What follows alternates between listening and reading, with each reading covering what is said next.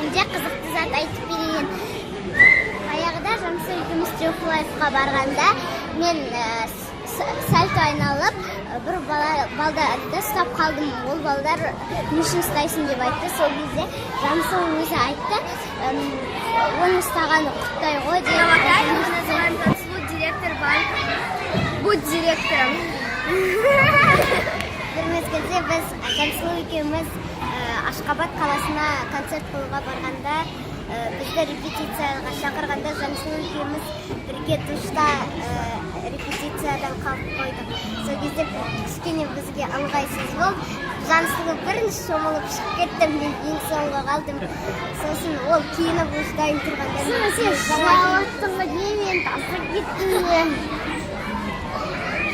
Негізі ол маған сөз берген, қалам қасыңда қазір 1-2 минут тұрам, сен болғанша деп алдап мені. Мен қазір Жансуға қатысты қызықты күндерімді айтып берейін.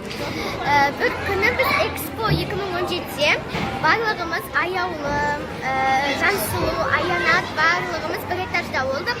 Сонда Аяулым, Аянат, Эльдана олар балкондан мастарды көпті. Сосын қорқып біздің бөлмеге Аянат пен Эльдана еріндерін қып-қызылға бояп біздің бөлмеге келіп Жансуларды алып, сосын деген біз отырдық қорқып.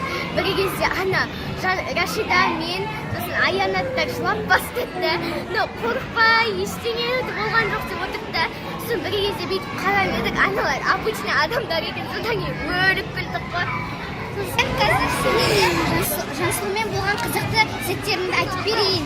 Жансу алдыңғы аптада барлығынан да көп өте жоғары балл алған. Ол математика пәнінен және де қазақ тілі пәнінен өте жоғары балл алған. Ол өте білімді екен.